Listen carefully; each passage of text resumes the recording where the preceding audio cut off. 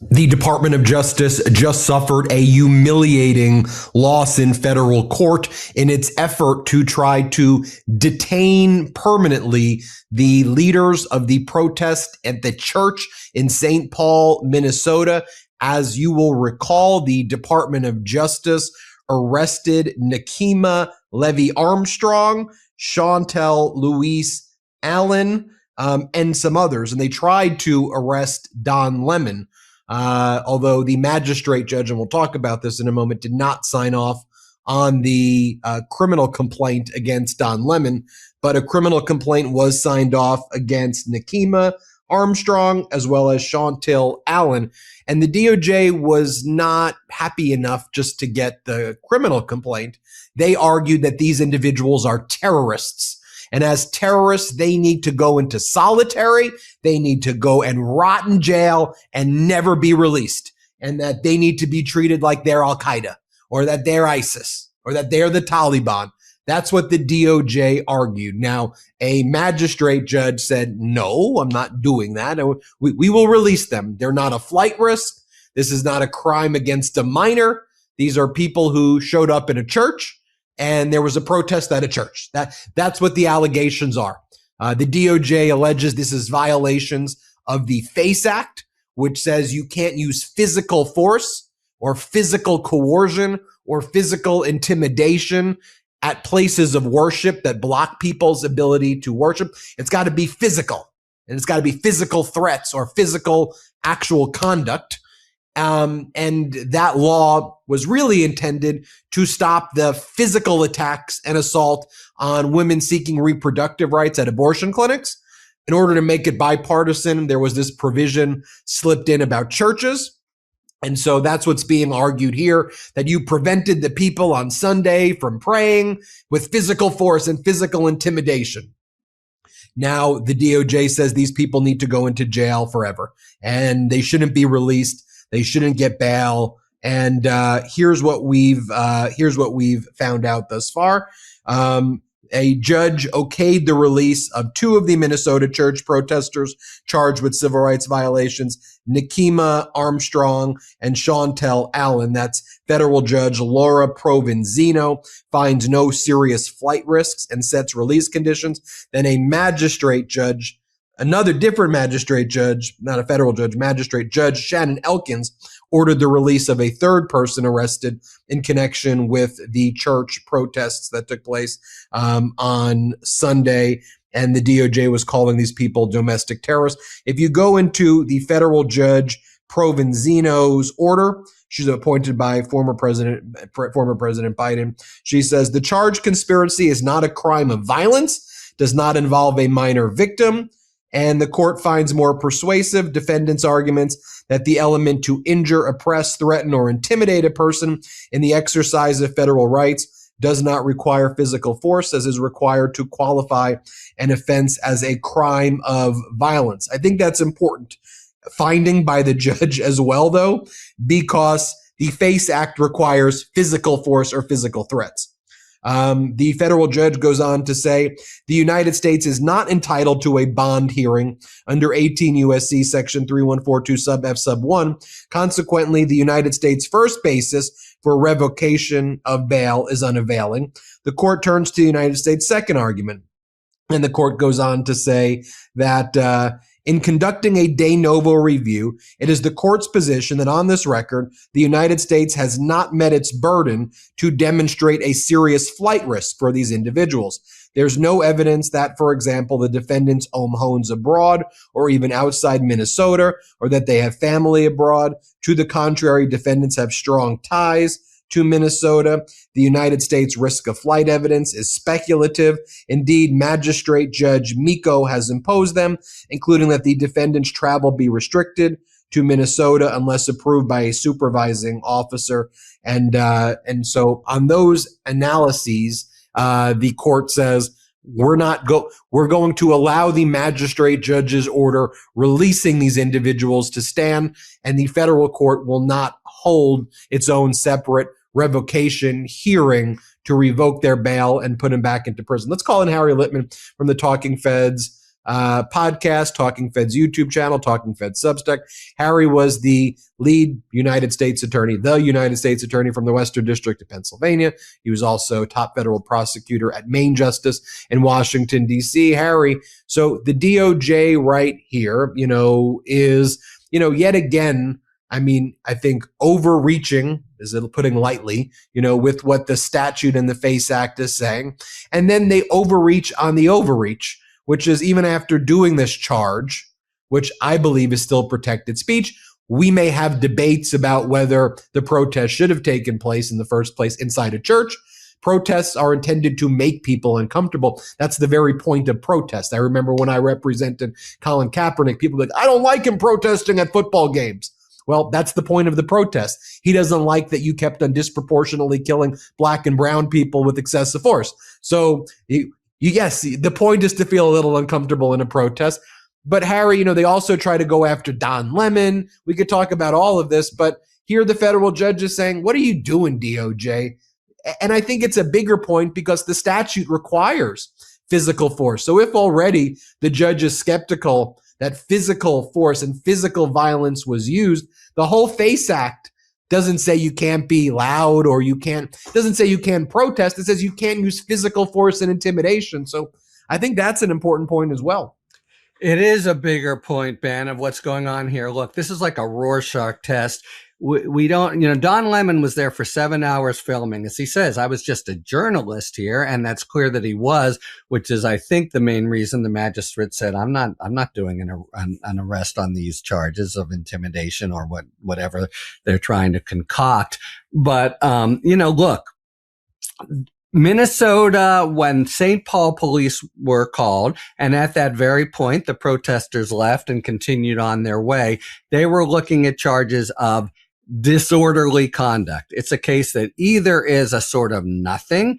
It seems to have been a fairly short-lived protest. There were clearly a lot of people in church who were very supportive. In a sense, the pastor they targeted that church because the main pastor, who was not at the pulpit that day, is an ICE official. And, that's the reason they wanted to come in. And the pastor in the pulpit that day said, shame, shame. So there were some parishioners who said, you're interrupting things here. But as you say, that happens in every demonstration. So anyway, this could be really just run-of-the-mill First Amendment expressive conduct. It seems to have not lasted very long, but there were 40 people there. They did interrupt the service for a time.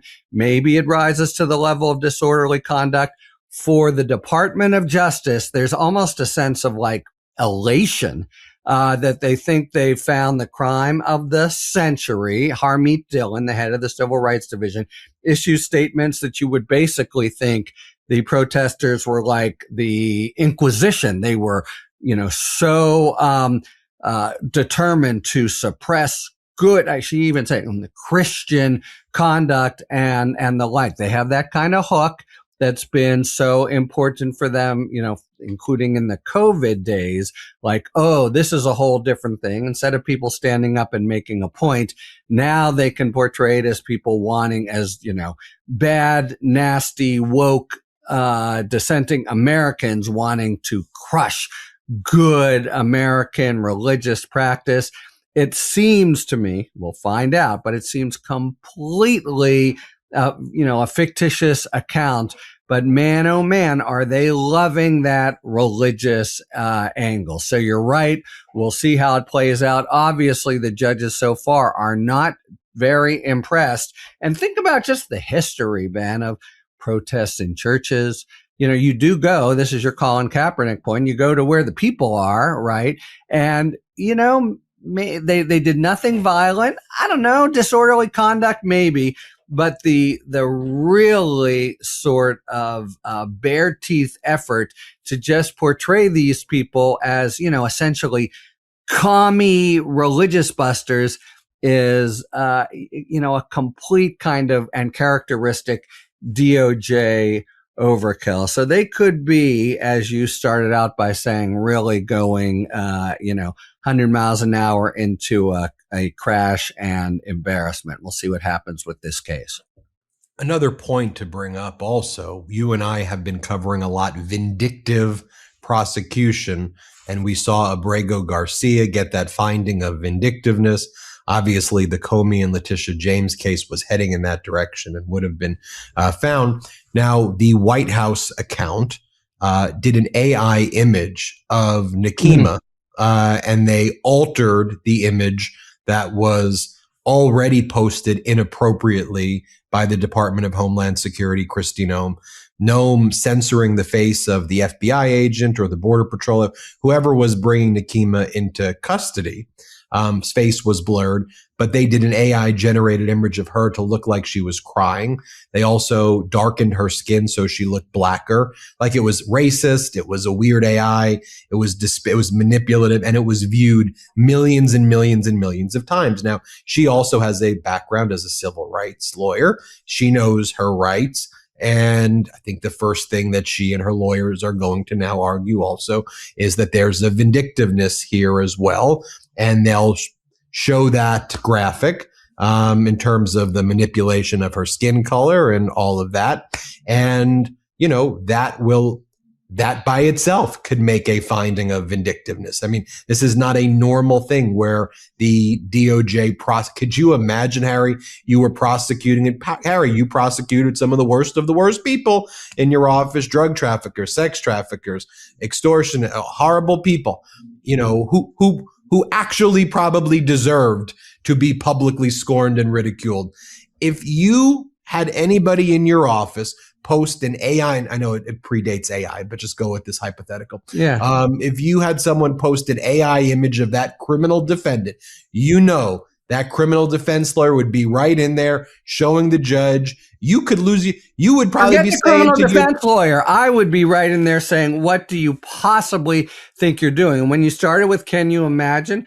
I'm literally, can you imagine, whether by orders or not, who in the Department of Justice, took out the photo software and, let's make her blacker. Let's make, what kind of complete sickos do something like that? And, this is really, as you say, look, the Department of Justice, is supposed to prosecute cases. Department of Homeland Security does these other things. But the fact that Bondi and Todd Blanche, give me a break, have been all in here, look what it results in. Remember a quaint time when possibly Hillary Clinton lost the election because Jim Comey so inappropriately made a comment on evidence?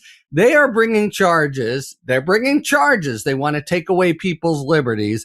And their duties, ethical, moral, and legal, are so clear that you don't announce. You can recite the charges, the four corners of the indictment, but you don't dirty people up and pollute the jury pool and say all kinds of stuff. You do your talking in court. And this is a Department of Justice that does its talking everywhere but in court. Indeed, when they come to court, that's when they're in trouble. They don't have a leg to stand on. They change their arguments, and courts are starting to call them out. But this has just become routine. And I know, let's charge them. And then in addition, we will absolutely smear them in the press and call them every name in the book. That's just grotesque. And we've kind of come to accept it, or maybe many people have, as, that's just the MO of the Trump Department of Justice. It's foul. Right, Harry, your AUSA, if they did that, you'd probably recommend them for disbarment, and you'd probably or discipline. I want them out of the office immediately, and you would be worried you may have just screwed up the entire case. Exactly. And it's not that's my point. It's not you would say you screw. And so when this case goes in that direction, which inevitably it probably will, then Trump and the DOJ will whine. And they'll go, oh, this was just some Biden appointed judge. And, and Harry, for me, when I speak to all of our viewers out there, I'm hoping, and I know that we're reaching out to people who are more than just Democrats or liberals. And I know we have a big independent audience and even a big Republican audience. But I hope to people who don't even like politics, who watch this because they want to get into the granularities of the law, that what they just understand is that even if you wanted to prosecute Nakima, like if your goal was you wanted it, you thought that was bad conduct, then you're screwing up your own prosecution by doing this. And it's bad behavior. When Harmeet Dillon is posting about Don Lemon and reposting the poly market betting odds about whether or not Don Lemon will get prosecuted or not, they were at 39%. It's like, even if you wanted to prosecute Don, which I think is ridiculous and totally, and beyond frivolous and insane, you're screwing it up because you're doing these things, and then they whine. Oh, they're weaponized. No, you're just behaving like losers right now. You don't need to post on social media. You don't need to behave like this. Do your talking through your filings. You can do a press release when the complaint is filed. That's fine. You can do your first press conference using the words, the allegations, alleged. This is an allegation. This is an investigation. But you don't do more than that. You're the DOJ. If you want to be Dan Bongino, the podcaster, be the podcaster and go on and do that. Otherwise, you have an important role to serve, and just service, man, service. Service, man. How about this little quaint idea? Presumption of innocence? Yeah, so 100%, and one gets the idea. For Trump himself, ordering up these ridiculous prosecutions of Powell, and now, by the way, Fry and Walls and all that stuff, you get the real idea. He just wants to screw with people, make them spend money, make them nervous, etc. The Department of Justice seems all in on that plan. They are not, try to keep these people in jail. They don't really think they have a chance at that, I believe, but it's all the sort of PR kind of value of it. Pam Bondi, the Attorney General of the United States, has spent the last 2 days in Minnesota about this case because they are so hot and bothered and up in arms. I am here to tell you, whether at Maine Justice, and thank you for, explaining the bilateral nature of my experience. I've seen it from both sides. Getting an attorney general to stop by for 45 minutes on the attorney general plane, so, it's easy enough to do, is a big honking deal. She's just been there for 2 days. This is the one that they want to make a cause célèbre of. And, it's at a minimum flying in the face of possible First Amendment activity. I haven't looked at it close. I can see at the end of the day thinking maybe there's some kind of minor violation here and that, is not fully mitigated by the expressive activity. And maybe there isn't. Again, the St. Paul police were thinking disorderly conduct. That's like throwing a cigarette on the street. But this effort by the DOJ is so politicized and in line with the kind of Trumpian, political agenda and the like. And it's just one more way in which the DOJ, my old DOJ, has just gone completely awry.